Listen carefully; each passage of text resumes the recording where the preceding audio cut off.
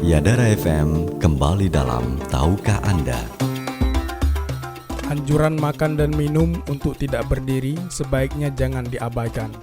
Sejumlah masalah kesehatan disebut bisa terjadi bila Anda minum sambil berdiri.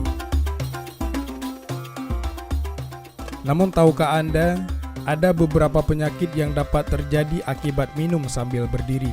Salah satunya adalah naiknya asam lambung. Jika Anda sering minum pada posisi berdiri, bagian tubuh yang paling terkena adalah bagian lambung. Naiknya asam lambung yang terjadi karena tekanan air yang diminum saat berdiri mengejutkan bagian saluran yang menuju ke lambung. Hal ini mengakibatkan tercampurnya asam dalam lambung yang naik ke arah sebaliknya sehingga memberikan sensasi panas pada bagian perut.